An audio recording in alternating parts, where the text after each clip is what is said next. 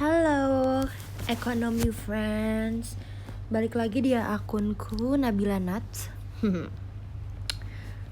Hari ini kita mau belajar materi yang lumayan krusial di mata pelajaran ekonomi. Kali ini kita ke materi di kelas 11, yaitu di semester 1 itu ada materi APBN dan APBD. Sebenarnya sama aja pengertiannya, yaitu APBN itu anggaran pendapatan dan belanja negara. Kita ulangi ya, anggaran pendapatan dan belanja negara. Bisa juga kalau N dan D itu perbedaannya hanya D itu daerah, N itu negara atau pusat. Jadi anggaran pendapatan belanja negara itu disebut dengan APBN. Sedangkan jika yang ininya kita ganti dengan daerah, maka disebut dengan APBD. Dapat dipahami ya? Next slide, kita akan bahas tentang fungsi-fungsi APBD dan APBN. Fungsinya adalah sebagai, ada 6 nih fungsinya. Kita yang ditulis ini adalah pokoknya aja ya, nanti aku jelasin melalui video. Fungsinya itu ada 6. Nah, kita bikin garis kayak gini aja. 3, 5, dan satunya lagi nggak muat lagi nih. Satunya sini aja ya, gini ya, nyelip. Atau gimana? Kayaknya kurang gede panahnya, maaf ya. Masih baru-baru newbie gitu, jadi masih kagok. Oke. Clear? Kita agak gede berarti bikinnya. Nah, 3, 4, 5, 6. Oke, gini ya. Ini adalah fungsi APBN dan APBD. Fungsi yang pertama itu ada yang namanya APBN dan APBD berfungsi sebagai otorisasi.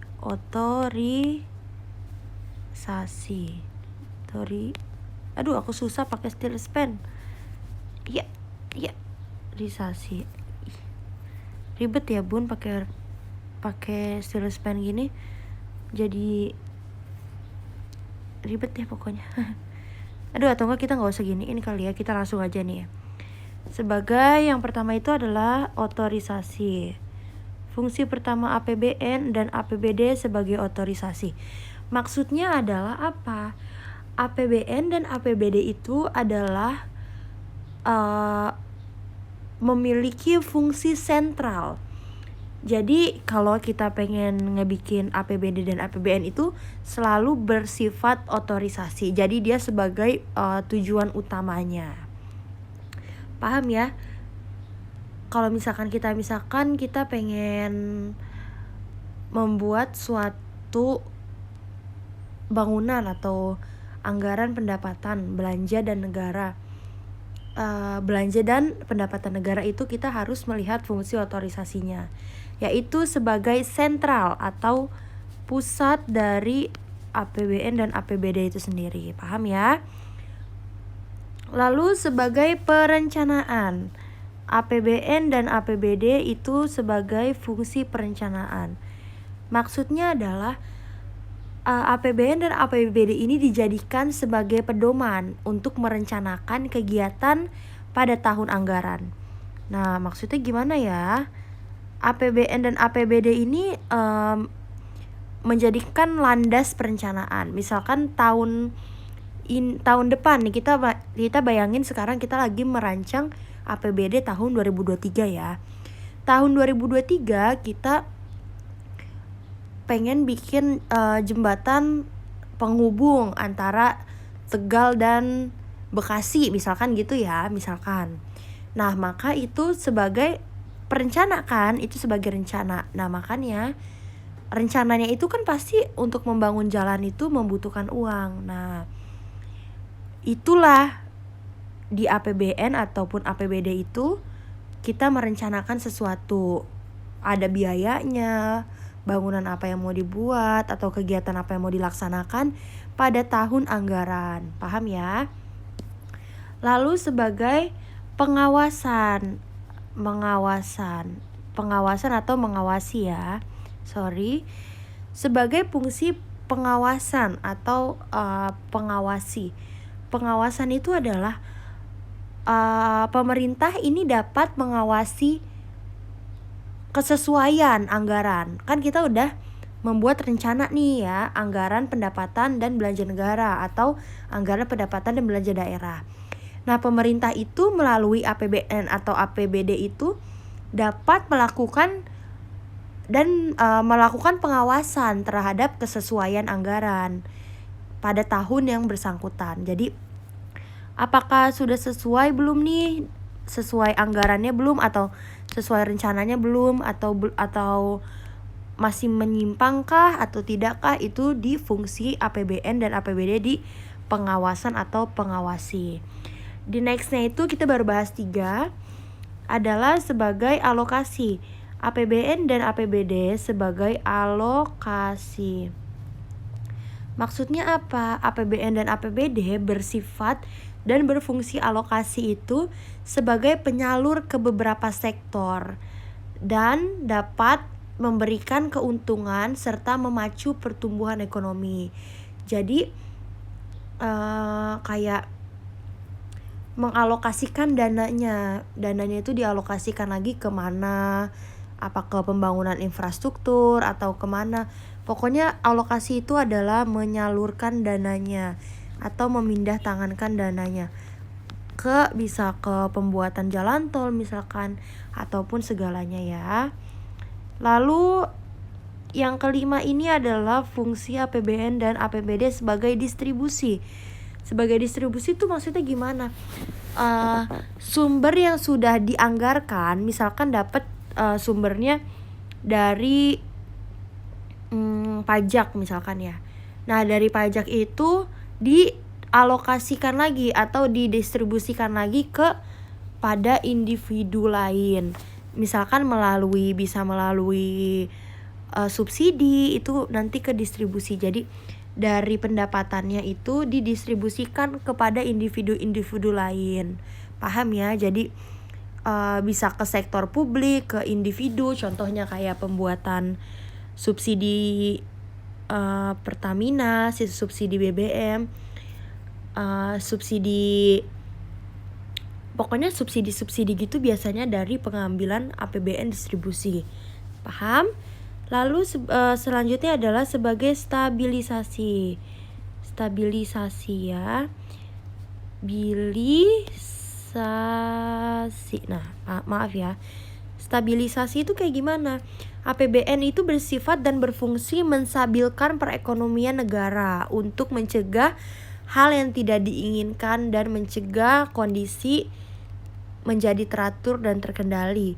Jadi kayak misalkan anggarannya ini disabilisasikan untuk pembangunan COVID atau untuk penanganan COVID. Nah, maka itu kondisinya menjadi terkendali dan teratur. Paham ya? Mencegah hal yang tidak diinginkan. Pokoknya stabilisasi itu sebagai APBN dan APBD itu menjaga kestabilan ekonomi. Paham ya? Kalau distribusi itu sebagai pendistribusian atau anggaran kepada individu berupa biasanya adalah apa tadi? Subsidi. Paham? Oke, pintar. Next itu ada tujuan APBD dan APBN. Tadi kita udah belajar fungsinya, pengertiannya. Sekarang kita belajar ke tujuan APBN dan APBD itu sebenarnya apa sih? Pasti dong APBN dan APBD juga memiliki tujuannya. Gak mungkin banget kalau dibikin nih rencananya susah-susah bikinnya ya oleh pemerintah tapi gak ada tujuannya. Itu suatu ketidakmungkinan ya atau impossible dalam bahasa Inggrisnya. Nah, tujuan APBN sendiri itu adalah tujuannya itu untuk pedoman bagi pemerintah dalam pengeluaran untuk belanja dan juga penerimaan pendapatan untuk negara. Paham ya? Jadi tujuannya itu adalah untuk pedoman pemerintah dalam pengeluaran belanja dan juga penerimaan pendapatan negara. Jadi sebagai pedoman pemerintah ya dalam mengeluarkan belanja dan menerima penerimaan untuk pendapatan negara. Pedoman pemerintah untuk negara, paham ya? Nah, untuk negaranya itu dalam bidang penerimaan dan pengeluaran belanja negara ya. Selanjutnya ada APBD. Kalau APBD apa sama apa beda gitu? Kan kadang ada yang suka nanya ya, APBD kan sama APBN sebenarnya pengertiannya sama, cuman daerahnya sama negaranya doang nih kata-katanya yang dibedain. Kalau APBD itu tujuannya adalah untuk mengatur perbelanjaan daerah dan sumber penerimaannya. Nah, ini APBD ini untuk mengatur sumber penerimaan dan juga mengatur perbelanjaan daerah, mengatur pokoknya yang daerah-daerah ya, bukan yang negara. Bertujuan untuk mencapainya kesejahteraan dan pertumbuhan ekonomi di daerah secara merata. Pokoknya ingat aja kalau D itu tentang daerah, N itu tentang negara. Nih, pokoknya tinggal negara sama daerahnya aja yang dirubah-rubah ya. Oke. Lalu ada komponen penerimaan APBN dan APBD. Komponen penerimaan, apaan tuh? Komponen penerimaan itu kayak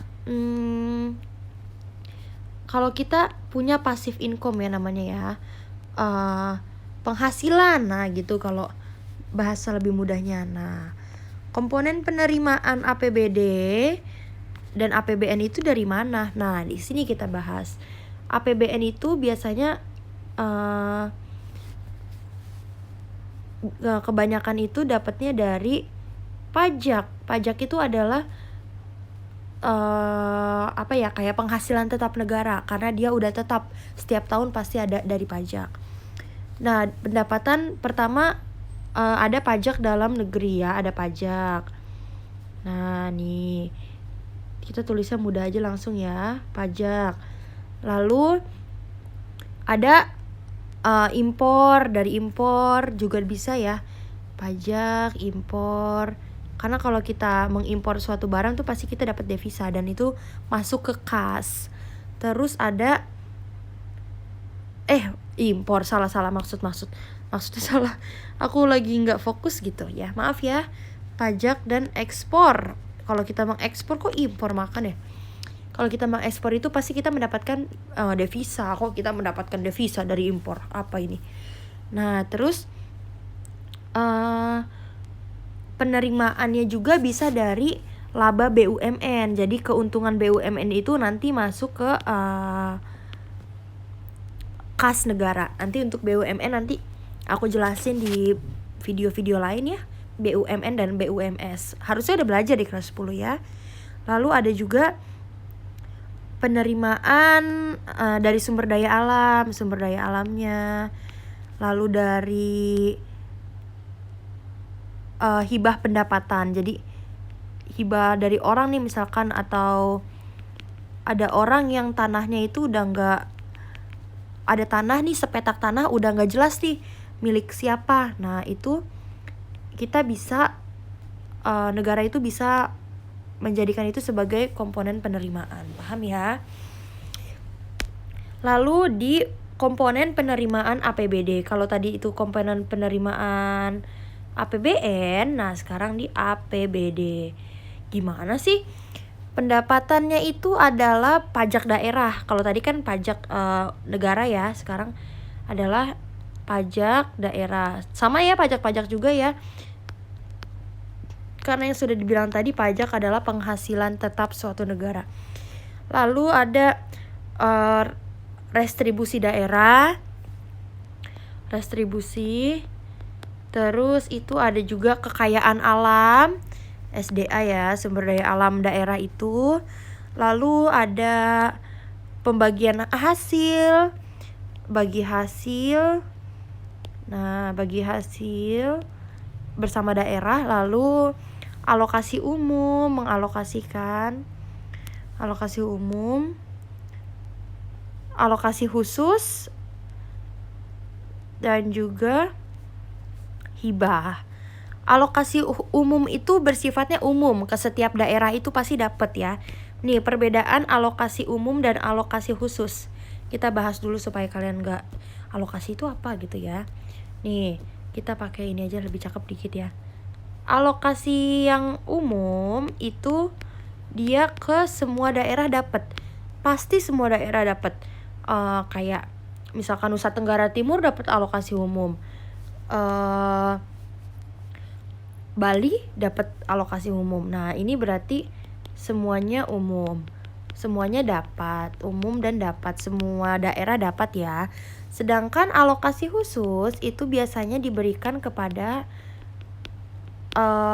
daerah yang sedang mengalami bencana. Misalkan waktu itu Palu. Nah, berarti Palu itu berhak mendapatkan alokasi khusus dari anggaran pendapatannya. Paham ya? Alokasi ini kalau buat APBD itu adalah sebagai penerimaan. Tapi kalau buat APBN itu sebagai pengeluaran karena meneruskan kepada daerah gitu ya. Oke, itu udah pendapatannya, udah juga kita bahas alokasinya. Lalu ada komponen pengeluaran. Nah, komponen pengeluaran itu apa? Udah tahu ya. Komponen pengeluaran itu di APBN dan APBD itu sama aja dengan belanja ya, belanja atau pengeluaran. Pengeluaran kayak agak asing ya dengernya kalau misalkan bahas tentang belanja gitu. Nggak asing sih, cuman kalau ini kayaknya kalian agak bingung nih karena ada 3 perumpamaan nantinya. Oke, mari kita lihat. Belanja negara itu komponen pengeluaran APBN dan APBD-nya itu ada dari belanja negara. Nah, belanja negara itu berupa ada belanja pegawai. Ini aku sebutin aja ya, karena nanti bisa kelamaan. Sorry. Maaf, aku bersin. Belanja negara itu kayak belanja pegawai. Belanja pegawai itu contohnya kayak PNS. Nah, bajunya kan biasanya kalau PNS itu seragam ya. Nah, itu jatuhnya ke belanja pegawai. Belanja negara ada belanja pegawai. Lalu ada belanja barang untuk negara. Terus juga belanja subsidi. Kalau kita memberikan subsidi kan pasti kan kita negara itu mengeluarkan pengeluaran ya, karena membantu masyarakatnya dan mengeluarkan uang untuk membantu masyarakatnya itu. Lalu bansos, kalau lagi COVID gini pasti sering ya dengar bansos. Nah, itu pengeluarannya nih. Bansos itu juga termasuk pengeluaran. Lalu ada juga belanja modal untuk apa? Untuk membuat infrastruktur ini, infrastruktur itu, dan segalanya. Belanja untuk hutang negara, bayar hutang, bunga hutang. Negara Indonesia kan punya banyak hutang ya. Itu pasti ada bunganya. Nah, bunganya itu mesti dibayarin. Bayarnya itu lewat APBN, lewat belanja negara. Lalu sebagai belanja hibah. Nah, belanja hibah, paham ya? Dan belanja daerah. Kalau belanja daerah tuh apa aja? Belanja daerah itu biasanya adalah dana bagi hasil. Lalu alokasi umum dan alokasi khusus. A ini alokasi ya, umum dan atau khusus. A itu alokasi ya, ini alokasi ya nih. Lalu ada dana otonomi khusus. Pernah dengar nggak sih kayak Daerah Istimewa Yogyakarta. Nah, Daerah Istimewa Yogyakarta ini dia punya otonomi, punya daerah istimewa. Itu otonomi ya. Maka dia juga punya pembelanjaan atau pengeluaran itu sebagai dana otonomi khusus. Ada juga dana intensif daerah serta dana desa. Dana desa itu apa? Dana desa contohnya kayak pembagian sembako di desa-desa. Paham ya? Kalau belanja di daerah itu rata-rata ada belanja langsung dan belanja tidak langsung. Daerah ya, ini kita bedain ya. Kalau tadi belanja, kalau yang ini dari slide ke berapa tadi ya kita bahas? Dari slide ke 9 sampai slide ke 11 itu kita membahas tentang negara. Sekarang daerah. Belanja daerah itu ada belanja langsung dan tidak langsung. Nah, kita tulis dulu. Ini belanja langsung dan belanja tidak langsung dan belanja langsung. Nah, apa sih bedanya? Kalau belanja tidak langsung, TD ya, TL ya, TL itu tidak langsung, oke. Ciri-cirinya adalah gaji pegawai daerah.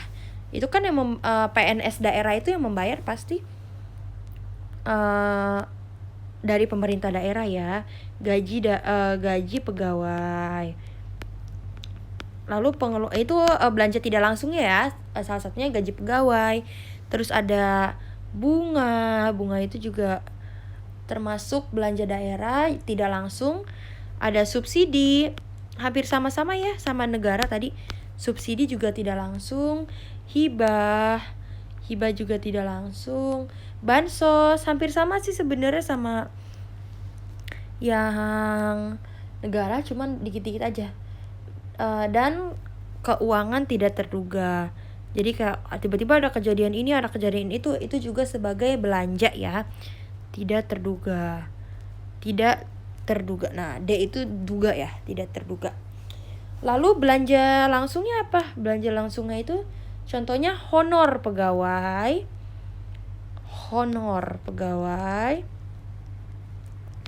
Lalu juga ada keuangan dan modal. Paham ya? Ini 3 yang langsung, belanja daerah langsung, dan 3 belanja tidak langsung nih. Ini tidak langsungnya, ini langsungnya sebagai anggaran belanja daerah. Oke, dapat dibedakan ya. Lalu APBN itu adalah pembiayaan anggaran, APBD adalah pembiayaan daerah. Oke, bisa dibedakan ya. Lalu ada perumpamaannya nih yang aku tadi bilang. Kayaknya agak susah ya kalau ngebahas belanja-belanja daerah gitu atau negara. Sebenarnya gampang, tapi ini nih yang kadang suka orang-orang tuh suka kebalik-balik, kebolak-bolak ya. Ada 3 perumpamaan yang mesti kalian catat dan pahami. Udah keren belum aku? Apa aja sih? Nah, yang pertama ini ada surplus. Aduh, jelek banget ya. Jelek banget. Ganti. Kita ganti ke ini aja kali ya, bagusan dikit. Ini ada surplus. Surplus apa? Surplus itu adalah ketika anggaran pendapatan negara itu lebih banyak dari pengeluarannya. Ngerti ya? Luaran. Nanti aku kasih ya. Pendapatan lebih besar dari pengeluaran. Defisit. Sekarang tadi udah surplus. Terus defisit. Defisit itu kebalikannya. Belanjanya atau pengeluarannya itu lebih besar daripada pendapatan. Dan pendapatan. Nah, lalu ada lagi yang ketiga ini netral atau imbang. Netral atau imbang maksudnya gimana? Netral atau imbang itu adalah penerimaan ataupun pengeluarannya adalah sama dengan atau impas ya. Nih aku bikin rumus simpelnya. untuk defisit dan defisit, surplus dan juga netral. Jadi kalau surplus begini, surplus itu masuknya lebih besar dibanding pengeluarannya, gini ya, lebih besar. Kalau defisit itu pengeluarannya lebih kecil pemasukannya lebih kecil dibanding pengeluarannya, ngerti ya? Kalau imbang itu pemasukannya sama dengan pengeluarannya. Nah, yang bagusnya di mana? Yang bagusnya itu ada di titik ini. Nih, APBN dan APBD dikatakan jernih dan sehat apabila surplus, ketika pendapatannya itu naik tapi pengeluarannya itu lebih sedikit. Paham ya? Oke, lanjut, yaitu ada pengaruh APBN dan APBD. Pengaruhnya apa sih ya? Pengaruhnya itu banyak. Pengaruhnya kita tulis dulu ya di sini. Pengaruh APBN dan APBD. Gak serem-serem amat sih kalau bahas ini. Yang pertama adalah mempengaruhi uang beredar. Nah, kalau belanjanya lebih banyak, maka uang beredar kan lebih besar. Tapi kalau pendapatannya lebih banyak, uang beredarnya pasti lebih kecil kan ya. Jadi pada masuk ke kas negara tuh. Kalau belanja pada keluar dari kas negara. Lalu adanya mengurangi atau menambah anggaran belanja negara. Dengan adanya APBN atau anggarannya itu, kita bisa mengetahui apakah menambah atau mengurang nih belanja negaranya. Paham ya? Itu pengaruhnya. Pertama adalah mempengaruhi jumlah uang beredar. Yang kedua adalah mengurangi atau menambah uang anggaran ya, belanja negara. Lalu juga ada mempengaruhi surplus dan defisit. Tuh kan tadi aku bilang ya, APBN atau APBD itu bagusnya kalau APBN itu bagusnya kalau surplus. Mempengaruhi surplus dan defisit neraca pembayaran ya. Lalu ada meningkatkan anggaran belanja. Meningkatkan anggaran belanja. Lalu apa lagi? Lalu ada meningkatkan pendapatan daya beli masyarakat. Meningkatkan pendapatan daya beli masyarakat. Sebentar ya, ini kepenuhan, jadi kita hapus saja. Yang mana yang mau dihapus? Kita dari awal ini aja ya, kita hapus ya. Batuk ya bun. Sorry. Nah, lalu ada juga meningkatkan sektor dunia, sektor perdagangan ya, mendorong pertumbuhan ekonomi dan permintaan terhadap barang dan jasa meningkat. Itu adalah pengaruh APBN dan APBD kepada negara ya. Pengaruhnya adalah itu. Nah, kira-kira kalian udah bisa paham gak ya apa yang aku jelasin? Semoga bisa ya. Nah, untuk kalian lebih paham atau tidak, kalian bisa komen kira-kira apa yang kalian mau tanyakan. Silakan, apa yang masih bingung, kalian bisa kirim pertanyaan di kolom komentar. Oke, sebisa mungkin nanti aku jawab. Sepertinya segitu aja pembahasan APBN dan APBD. Jadi apa aja yang tadi kita sudah pelajari ya? Ayo kita kilas balik. Yang tadi kita sudah pelajari adalah pengertian APBN dan APBD. Lalu ada juga sebagai fungsi APBN dan APBD. Lalu kita juga belajar tentang tujuan APBN dan APBD. Lalu komponen penerimaan ataupun pengeluaran APBN dan APBD. Ingat ya, simbol ini pengeluaran, simbol ini pemasukan. Jadi jangan kaget kalau nanti di slide mana kalian temuin ada